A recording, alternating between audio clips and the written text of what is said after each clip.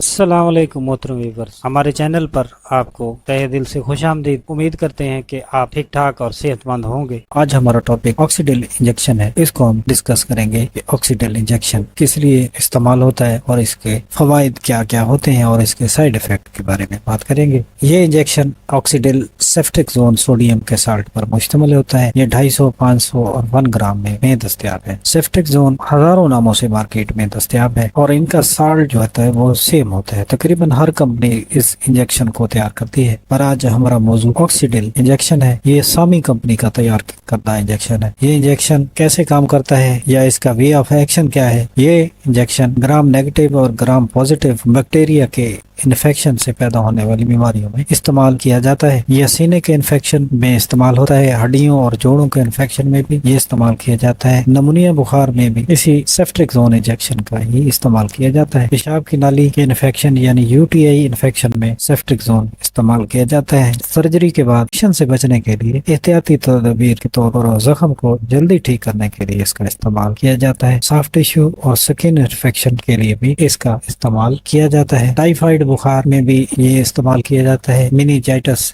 جسے گردن توڑ بخار بھی کہتے ہیں، اس میں سیفٹرزون یا آکسیڈیل انجیکشن استعمال ہوتا ہے۔ TB کے مریضوں میں بھی یہی انجیکشن استعمال کیا جاتا ہے۔ برونکائٹس یعنی سانس کی نالیوں میں سوزش ہو جاتی ہے جس سے سانس لینا مشکل ہو جاتا ہے، کھانسی بہت زیادہ آتی ہے، ان کے لیے بھی سیفٹرزون انجیکشن استعمال کیا جاتا ہے۔ گنوریا یعنی سوزاک میں بھی اس کا استعمال کیا جاتا ہے۔ ٹرانسپلانٹ شدہ جگر کے ریئیکشن سے بچنے کے لیے آکسیڈیل یوز کیا جاتا ہے، اور دل کی ٹرانسپلانٹ کے بعد بھی احتیاطی تدابیر کے طور پر آکسیڈیل یا سیفٹرزون انجیکشن استعمال کیا جاتا ہے۔ اور اس کے سائیڈ افیکٹ کی بات کی جائے تو اس میں متلی، الٹی کا آنا، چکر آنا اور اسی طرح کے بہت کم سائیڈ افیکٹ دیکھنے میں نظر آتے ہیں۔ ہزاروں مریضوں میں سے کسی ایک کو یہ سائیڈ افیکٹ ہوتے ہیں۔ آخر میں یہ میں کہنا چاہوں گا کہ سیلف میڈیکیشن نقصان کا باعث بن سکتی ہے، اسی لیے خود سے اس انجیکشن کا یوز نہ کریں تاکہ کسی قسم کے مسائل پیدا نہ ہو۔ اس انجیکشن کا کی ڈوز ہے، وہ ڈوز ڈاکٹر وزن اور مریض کی حالت اور بیماری کی نوعیت کے حساب سے ڈوز کو سلیکٹ کرتے ہیں۔ یہ انجیکشن لگانا یا اس کی خوراک کو ڈیسائیڈ کرنا یہ ڈاکٹر کا کام ہے۔ سیلف میڈیکیشن سے بچیں تاکہ نقصان سے بچ سکیں۔ آج کی ہماری ویڈیو اتنی ہے۔ اگر ویڈیو پسند آئے تو ہمارے چینل کو ضرور سبسکرائب کریں۔ شکریہ۔